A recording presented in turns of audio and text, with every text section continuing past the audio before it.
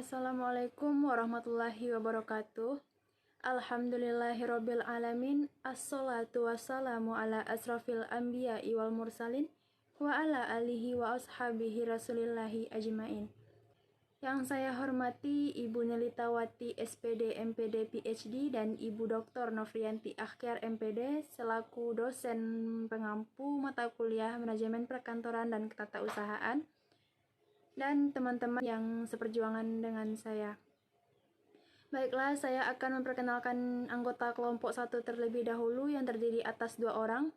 Yang pertama, saya Gita Indah Cahyani dengan NIM 210020007 dan teman saya Alfadia Ramadhani dengan NIM 210020001. Di sini kami akan mempresentasikan materi tentang konsep dasar manajemen perkantoran yang terdiri atas 4 poin, yaitu yang pertama pengertian kantor, dan yang kedua pengertian manajemen kantor atau perkantoran, yang ketiga tujuan manajemen perkantoran, dan yang keempat fungsi dari manajemen perkantoran. Untuk poin pertama dan kedua yang akan saya jelaskan sendiri, saya akan membahas pengertian kantor terlebih dahulu. Secara etimologis dalam bahasa Belanda, kantor itu berasal dari kata kantor yang maknanya yaitu ruang tempat bekerja, tempat kedudukan pimpinan, jabatan instansi, dan sebagainya. Sedangkan di dalam bahasa Inggris, kantor berasal dari kata office. Nah, yang artinya yaitu tempat memberikan pelayanan atau servis, posisi atau ruang tempat bekerja. Pengertian kantor ini dapat dibedakan menjadi 2 macam. Yang pertama ada dinamis dan juga statis. Yang menurut arti dinamis ini merupakan proses penyelenggaraan, pencatatan, pengolahan, penyimpanan, dan penyampaian atau pendistribusian data. Atau dapat dikatakan kantor dalam arti dinamis merupakan kegiatan ketatausahaan atau kegiatan administrasi dalam arti sempit. Pengertian kantor dalam arti statis yaitu berarti ruang kerja, kamar kerja, markas, biro, instansi, lembaga, jawatan, badan perusahaan, serta tempat atau ruangan penyelenggaraan kegiatan pengumpulan, pencatatan, pengolahan, penyimpanan, dan juga penyampaian atau pendistribusian data dan informasi. Nah, sekarang ada beberapa pengertian kantor menurut para ahli, yaitu ada menurut Mo Kijat, menurut Prajudi Atmo Sudirjo, dan ada juga menurut Kamus Besar Bahasa Indonesia. Yang dari definisi tersebut dapat kita tarik kesimpulannya bahwa kantor dalam arti dinamis adalah tempat diselenggarakannya kegiatan tata usaha di mana terdapat ketergantungan sistem antara orang, teknologi, dan prosedur untuk menangani data dan informasi mulai dari menerima, mengumpulkan, mengolah, menyimpan, dan menyalurkannya. Sekarang kita masuk ke poin kedua, yaitu pengertian manajemen kantor. Manajemen kantor adalah perencanaan, pengendalian, pengawasan, dan pengorganisasian pekerjaan kantor. Jadi, manajemen kantor ini merupakan sebuah proses mulai dari perencanaannya, pengendalian, pengawasan, pengorganisasian pekerjaan kantor dalam menggerakkan semua unit yang ada agar mencapai tujuan yang telah ditentukan terlebih dahulu dengan cara yang paling efisien dan efektif.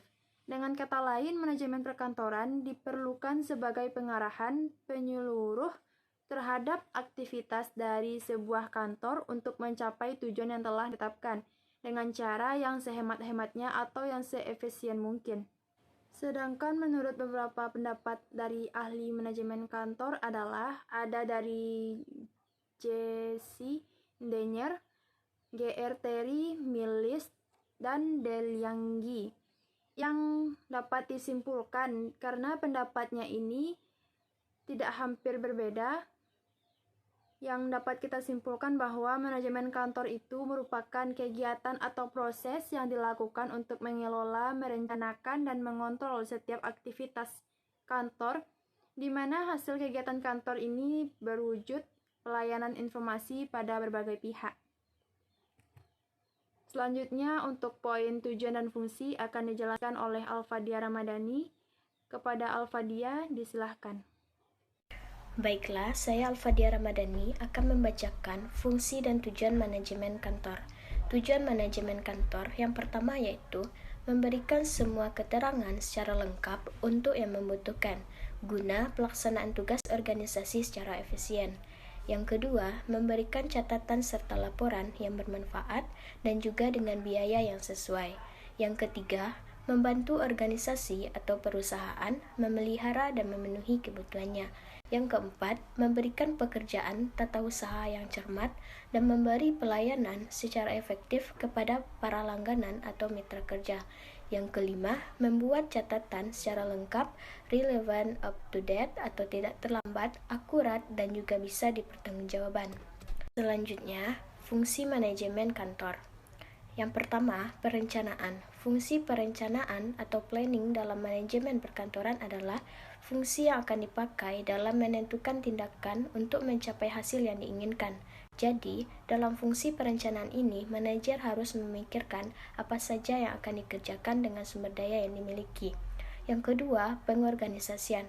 Fungsi pengorganisasian atau organizing dalam manajemen perkantoran ini bisa mempermudah manajer dalam melakukan pengawasan dan juga menentukan orang yang diperlukan untuk melaksanakan tugas yang telah dibagi tersebut.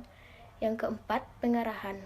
Fungsi pengarahan dalam manajemen perkantoran adalah fungsi manajemen yang berhubungan dengan usaha dalam memberi bimbingan, saran, perintah, ataupun instruksi pada bawahan dalam menjalankan tugas, supaya tugas bisa dijalankan dengan baik. Yang keempat, pengawasan.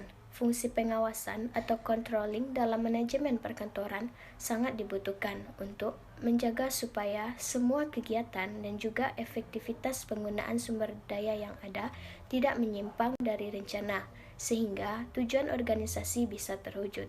Sekian dari saya kembalikan kepada moderator. Sebelumnya, terima kasih kita ucapkan kepada Al-Fadia Ramadhani yang telah menjelaskan materi tentang tujuan dan fungsi dari manajemen kantor. Dengan berakhirnya penjelasan dari Al-Fadia, maka berakhir pula presentasi dari kelompok kami. Jika ada kesalahan dalam berkata, mohon dimaafkan. Assalamualaikum warahmatullahi wabarakatuh.